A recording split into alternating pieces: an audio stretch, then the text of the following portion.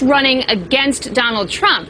And Republicans did a better job of tying the Democrat to Nancy Pelosi and the leadership. And we heard Tim Ryan, one of the younger Democratic congressmen, say today, we need new leadership. The Democratic brand is bad. We need to be for something. And Democrats are going to have to figure out what that agenda is going to be. Republicans obviously do have an agenda, but they're not pushing anything through. And Republicans are at odds with each other, and they're at odds with the White House, and that's creating some friction for them. You know, and the one thing that struck me was that everyone counted on the Democratic passion and to get out the vote and all of that, although I was a little perplexed by hearing a commentator on another network saying that the rain worked against them. I think Republicans got wet as well in that rain, but leaving that aside, this notion that Republicans were just as jazzed to get out the vote, is there a sense that that saved the day? You know, I think it might. Look, I think Republicans do want to see some things happen. They want to see repeal and replace of Obamacare. They want to see tax reform. Some Republicans even want to see some infrastructure. So I think they're giving maybe Paul Ryan a chance and Mitch McConnell a chance, too, to get something moving, because we haven't seen that yet. And if nothing really gets done by the end of the year, then I think voters are going to be fed up with Republicans because they're not getting anything done. All right. We shall see. Erin, good seeing you again. Thank you. Thank you. Well, are these latest results adding a new sense of urgency to the GOP agenda? Terrence point here, if the feeling was, all right, we want to see this agenda completed, get it completed, and they don't, or it's delayed, then what? To thehill.com's Bob Cusack, we've got Fox Business Network's Kennedy, and, of course, Charlie Gasparino. Charlie, what do you think of that? That this was the voters' way of saying, we're still with you, but we sure as heck want to see you getting all this stuff done you keep touting. Yeah, I mean, listen, look at South Carolina and Georgia in particular. That's what struck me as the candidates barely. These are very red states, so to speak, and very red areas, districts. You know, the Republicans barely getting 50%, and you know, that's a warning sign. And that means that, you know, moderate to to fiscally conservative Democrats can pick off seats in certain parts if they can show that the Republican Party has been feckless at governing. And I think that's one of the problems here. Listen, you know, the Trump administration right now says that it's definitely going to get its tax cuts this year. It's definitely going to get health care. And I'll tell you, Neil, if you can't live up to those promises when you control Congress, well, that's a pretty interesting selling point for moderate to conservative Democrats in red states and red districts to try to flip the House. I mean, that is a compelling message. You have everything and you blew it. All right, and they haven't blown it yet, but Kennedy, one of the things that they're looking for, or voters seem to be looking for, we like, by and large, your agenda, Republicans, and we're encouraged by what you're talking about, especially when it comes to tax cuts. Not across the board, but enough of their voters to stay very loyal to them, and enough for Republicans in power right now to stay presumably loyal to the president. So play this out for me the rest of the year and this agenda and how important it is just to get it done. It's really critical, but I wouldn't be surprised if either party continues to blow it. And that's why you're not seeing party loyalty from these voters. That's not what it's about right now.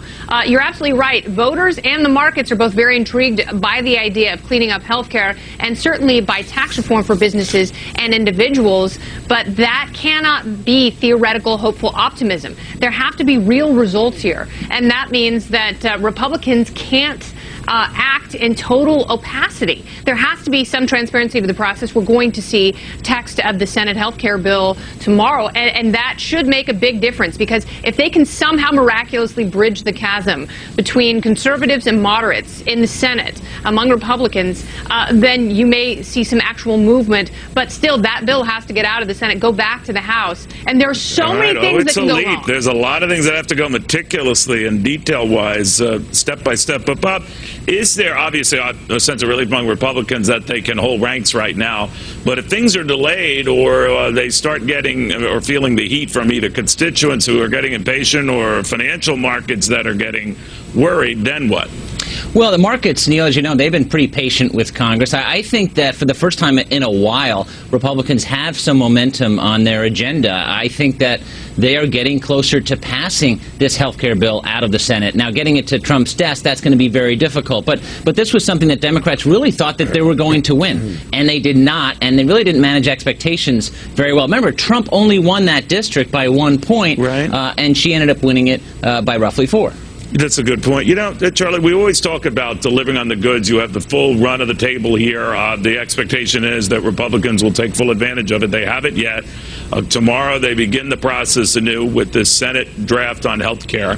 We're already getting a sense, and I was getting it from a number of Republican congressmen and women who don't like that they've been kept out of this process as well. But if they get through that and the timeline sticks to September on tax cuts as outlined by Paul Ryan and many at the White House, then what?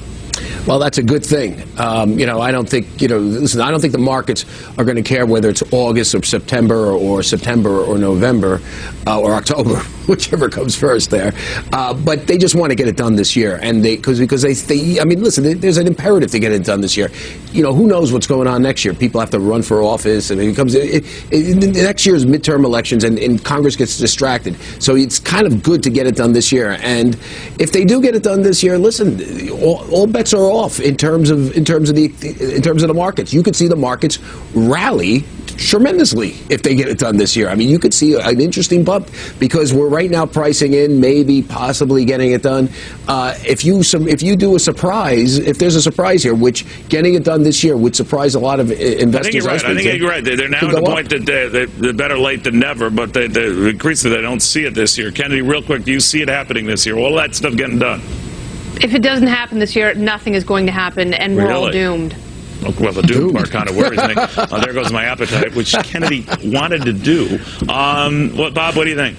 I think health care's got a better shot than it has the rest of the year. I think tax reform is going to be so hard. Tax cuts can get done, but not huge tax cuts. All right. Kennedy just gave me a reason to drink tonight. Yeah. You needed that from me. You needed that reason. All right, guys, thank you all very, very much. So what will be inside that Senate health care bill? No one knows. Democrats don't know. Only a few Republicans, and that has a lot of other Republicans saying, hey, what gives? Well, tomorrow we'll know. And shortly after that, we'll have the Congressional Budget Office scoring it. And we, when it's debuted just hours earlier on FBN, are going to crunch all the numbers for you. Who needs a CBO when you got FBN? At noon to 2 p.m., 2 hours to put it all together for you. You're welcome, America. I just do it because I love you.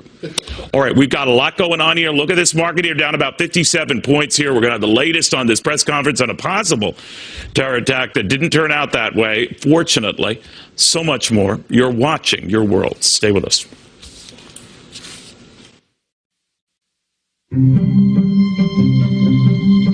When it comes to investing, looking from a fresh perspective can make all the difference. It can provide what we call an unlock, a realization that often reveals a better path forward.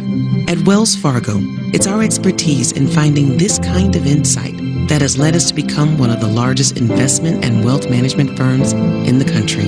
Discover how we can help find your unlock. Falls are the #1 cause of injury to senior citizens. Falling down stairs can be disastrous. Acorn Stairlifts has a solution. Just don't fall. Sit, relax, ride with an Acorn Stairlift, the world's leader in stairlifts. That's right. Don't let limited mobility keep you from going up and down your stairs, even outside. Call Acorn Stairlifts now for a free information kit and no obligation quote. Now you can safely ride with your Acorn Stairlift. Now I don't have to worry about him climbing those stairs again.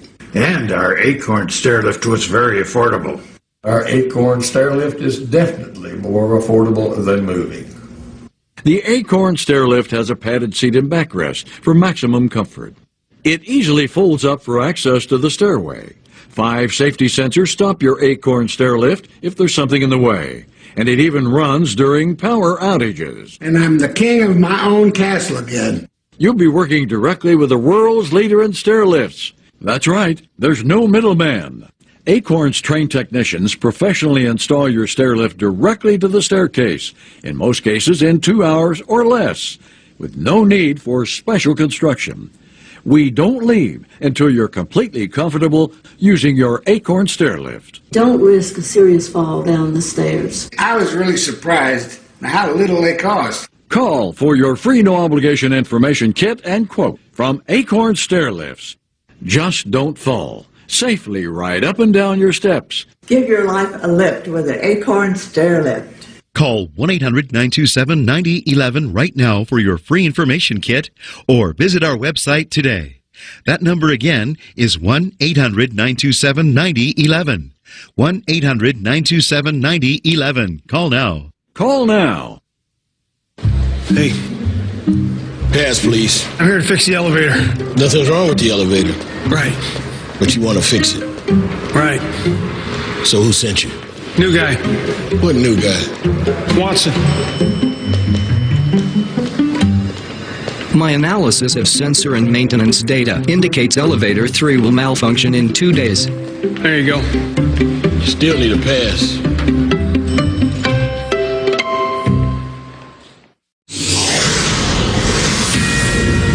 All right, it's been about a week now since that shooting on a Virginia field that has a lot of people wondering what was going on here. What was going on in the shooter's mind?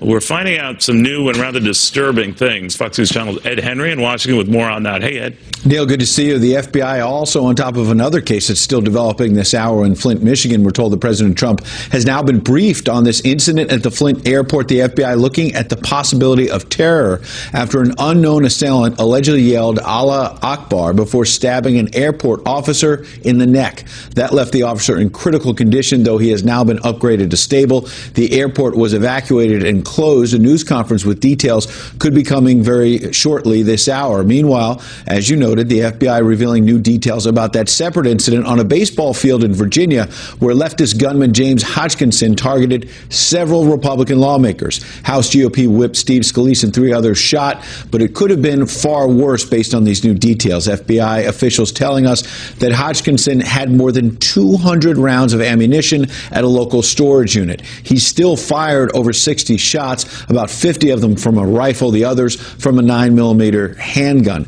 And they found that he was searching online for possible gatherings of Republican lawmakers and a list of names of GOP members of Congress, though there is still no indication they were under direct threat. FBI official Timothy Slater saying Hodgkinson acted alone, and this appears to have been a spontaneous shooting at the ball field.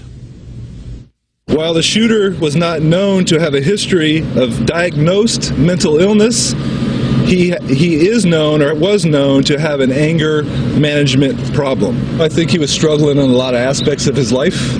I think by his post on social media, he spoke a lot about anti-Republican rhetoric.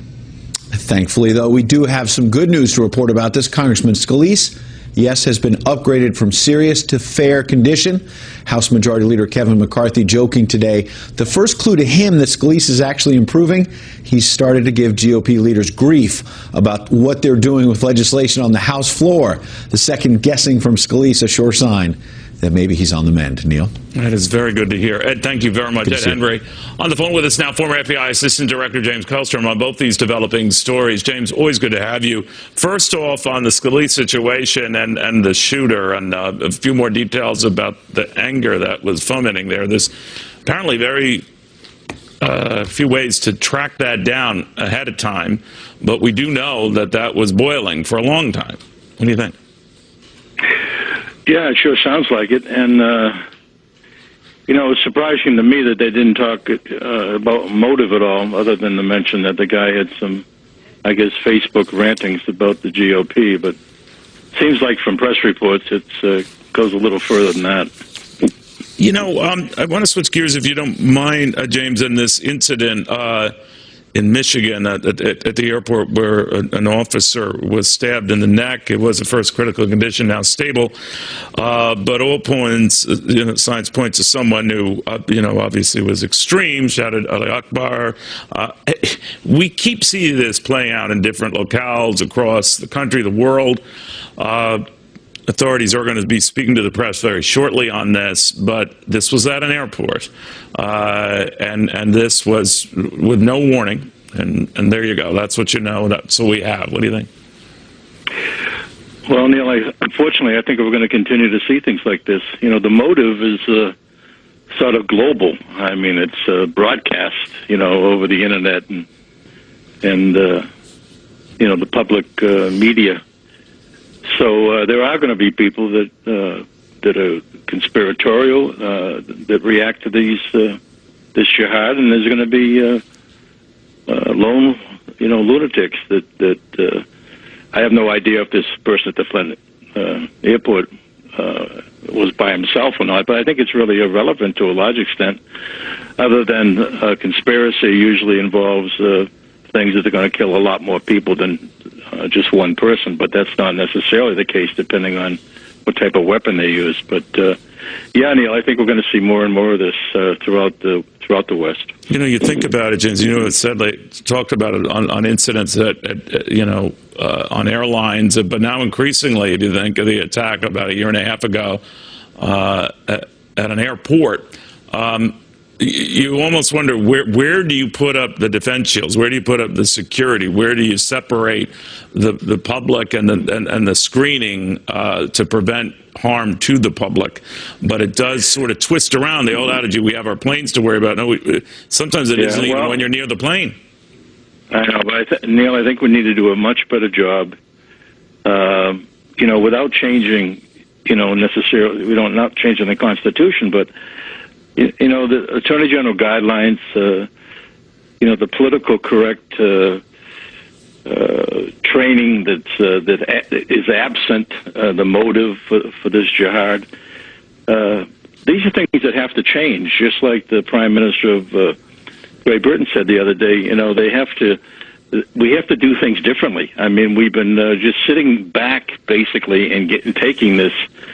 And it's just a matter of time before something, actually kills a lot of people. So I don't think, I'm not saying we need a police state, but we need to have a lot more sensibility about, and good strategy, a lot of which President Trump wants to do, about vetting. Heretofore, we didn't have a clue who these people were, whether they were Sharia people, which is totally inconsistent with our Constitution. Totally inconsistent with the we got to do a lot more. We got to do a lot more of it. All right, thank you very much. There's just a lot more things that have to be done, James. Including getting the wet blanket of political correctness off the FBI.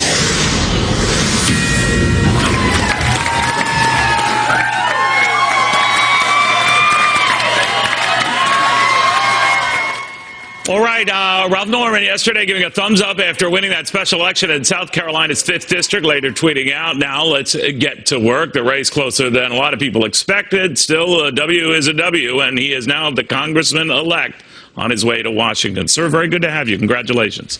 My pleasure, Neil. Glad to be here. I like when you're saying let's get to work. I mean, obviously voters who in these special elections, and yours was the 4th, if you want to put it, for want of a better term, and the others we've seen, Republicans have won them all, but by narrower margins than last fall. And I'm wondering whether voters are sort of saying, yeah, we're still with you, Republicans, but you better get the job done. What do you think? Well, that's exactly right. The conservatives control the House, the Senate, and the executive branch, and they want meaningful health care. They want regulations cut. They don't want to hear gridlock. And the downside for all conservatives, if nothing gets done, we all go out. And we've got to sell our story, Neil. We've got to tell the voters what we're doing and why it matters, and I look forward to doing that. Do you worry when betting your party in the Senate, maybe there are very good reasons for this, sir, the plot a health care draft behind closed doors? Only a few Republicans know. I talked to your future colleagues in the House today who said they don't like that. And these are coming from Republicans who didn't like the way this has been crafted. What do you say? Well, that's what we're going to have to get into, as they say, the devil's in the details. Right. We'll have to look at it and make sure it's meaningful legislation. As long as it's meaningful and people, it's real, when people can get lower deductibles, it's affordable, the physicians buy into it, I think it'll sell. I think the thing that's not on the table is if we don't get anything. That's not an option. So we've got to produce, and as I mentioned, we've got to go to work. And I hope we can work the month of August and get something passed. Oh, you'd be for that. You'd work through the month of August to get this stuff done. Yes, I mean, the country, look what happened in Tennessee when Humana left and the 20 to 30,000 people were stranded. Right. We can't let that happen to Americans regardless of the state. So I think they're looking for something, and, they don't really get that the House passed it and the Senate is bogged down. They just want to see something that's real, something that they can identify with, and that is meaningful. All right. The timetable looks like getting this thing out before the public tomorrow morning, as you know, and then they're going to debate a little bit, well, not too long, and then put it up for a vote, get it settled within a matter of weeks, I understand, so to set the stage for tax cuts in September, and all of that done this year. Is that doable? And are you afraid if it isn't done, then there could be trouble? It's doable if we can put it a priority and again, go to work. And no, it's not going to sell well. It's not going to sell well to my voters in the 5th District if we don't come away with anything. Deadlock just cannot continue to be an option. The last 8 years has been deadlocked, but for a good reason. A lot of the legislation that President Obama had was bad. Yeah, let me then I'm sorry, I want to be clear on the tax cut thing, if you don't mind, Mr. Norman. That is this notion that some in your party seem to think that tax cuts should be paid for. They should be deficit neutral, revenue neutral. You know the drill. Do you subscribe to that opinion? Do you think that they should be very, very big, get the bang for the buck, even if you have short-term deficits? Or do you think you've got to be very cognizant of that? The House leadership seems to think, as does Mitch McConnell in the Senate, no, they should be paid for and they should be revenue neutral. You say what? Well, the fact is we're $20 trillion in the hole. The fact is we can't continue to kick the can down the road to raise the debt ceiling without any cuts anywhere, or they call them cuts, but as former Congressman Mick Mulvaney mentioned, it's just cuts to the increases that were built in. That's very true. So I think we've got to have some meaningful cuts that are not just in word, it's got to be in deed. So in other words, you're open to big tax cuts, but offsetting them with spending cuts. Exactly. Look at the bloated budget as it is. I don't think I can sell to our voters in our district that there's nothing to cut in the federal budget. Nobody, I think, sees that or would agree with that. Yeah. How instrumental do you think, or how much of an issue do you think President Trump was in your election? Well, I just talked to the president before I came on here. I think we've got to sell what he's done. The laws that, if you compare the Obama administration and President Trump's, the laws that were signed and into statute, he had 30 in the first 100 days. Obama had 15.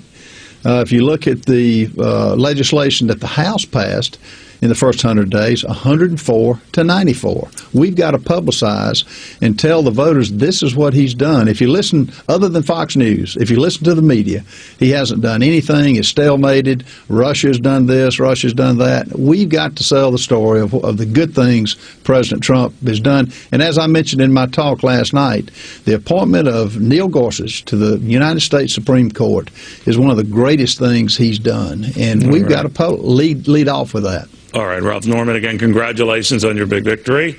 Look forward to see you in of the House very soon. Thank you, sir. Thank you so much.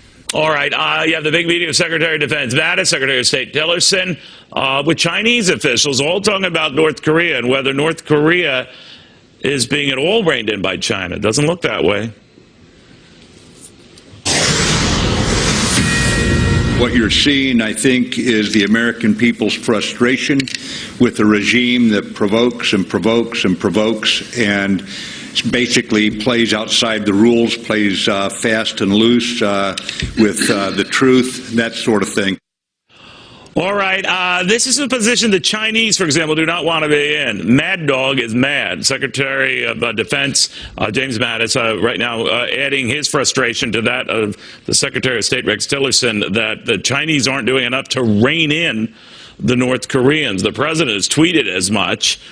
Some saying a little dig at the Chinese that they tried and failed. Move on. Retired four-star General Jack Keane here on all of that. General, what do you think the message we sent to this powwow with top officials from China? We're frustrated not only on these missile tests, but now them essentially letting die American citizens like this young man from Ohio. What do you think? Yeah, I think largely this powwow that took place today dealt with the centerpiece being the United States' frustration that China really isn't doing enough. After all, they had committed to do a number of things. I think our folks don't believe they've done much of anything. They gave them about General, what do you think? totally agree with them. I think they gave him 4 or 5 specific things to do, from what I understand, and they were not accomplished. Now, this press conference did make some news because Tillerson came out and said something that's never been said before, and that China agrees with the United States that North Korea should denuclearize. That is a new statement. Now, based on the frustration that we have with good evidence that China hasn't moved on the initial things we asked them to do, if they agree in principle with denuclearization, it remains to be seen what actions will they take in support of that, because they really have more cards to play than we do here, for all the reasons we have stated before, that 90% of economic dependency of North Korea is on China, and China is holding these cards. So going forward here, I think this administration, Tillerson, as you said, Mad Dog Mattis, and H.R. McMaster's are going to have China on a tight string from here on out. But, you know, I always get the impression, General, that China just strings us along. Obviously, much of this was inspired soon after the president was inaugurated and met with the Chinese leader in Mar-a-Lago, that he was going to hold off on calling him a currency manipulator, trade manipulator, all that, if they went to work on dealing with the North Koreans. Well, it's been months since then. Nothing's happened. And if anything, it's gotten worse. So we obviously have to attach something to this, or a metric by which we can track what the Chinese are doing, or a timetable to do it. What do you think? Well, I think, listen, I believe the administration, you know, having spoken to some of them, are very clear-eyed in what they're dealing with China and what their track record is of gaming in the United States to their own advantage. I believe they've got in their hip pocket a comprehensive strategy that gets tough on China. It would start with likely some sanctions on China for the first time by the United States ever, and also a get tough dealing with North Korea, and a get tough strategy dealing with the South China Sea and China's determination to dominate the Pacific and Asia at the U.S. expenses. We got at least rein that in. The president, as you're speaking, generals at Joint Base Andrews, sending Air Force One on his way to Iowa tonight. Will be making, it's a campaign event largely, but one in which he might bring up these subjects about the threats in the world, the North Koreans chief among them right now.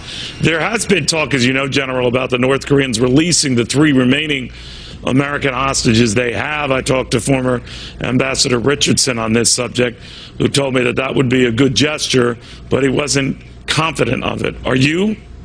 No, I'm not, but I think it's job one to try to get those 3 out of there, and certainly China could assist with that. I think the other thing is the State Department, once and for all, has got to slap a travel ban on going to North Korea. I mean, it's just sort of ridiculous that we've got these youngsters going up to North Korea for some kind of adventure. Yeah, John McCain said that they get in trouble. They're on their own, essentially. Yeah. Well, I think we can assist them a little bit by absolutely slapping a travel ban down, as opposed to just some travel restriction, which is more of a warning than anything else. And maybe we can get the attention of these youngsters who, you know, they're invulnerable. You know what the age group is. You know, we all understand that. Yeah, many, many decades ago, I could relate. General, thank you very much. Good seeing you, my friend. Okay, good talking to you. All right, well, the first day of summer, and we have got soaring heat throughout much of the Southwest, and now a tropical storm bearing down on the Gulf. After this. Wow, we're starting summer with a bang here. We got a tropical storm, Cindy, bearing down on the Gulf. We've got a heat wave. We've got so much going on out in the Southwest, and emergency officials already preparing again for what could be a very wet, very nasty storm along Louisiana. Fox News correspondent Casey Stiegel live in Holly Beach, Louisiana, with an update there. What do you have there, Casey? Hey, Neil, good to see you. The rain, boy, really started coming down just in the last few minutes as we were waiting to go on with you for this live report. It's been on again, off again. The storm itself, about 10 hours or so from making landfall somewhere near this spot, right along the Texas and Louisiana border. That is what all of the models out of the National Hurricane Center seem to show. Everyone in agreement on that. A state of emergency has been declared here in Louisiana.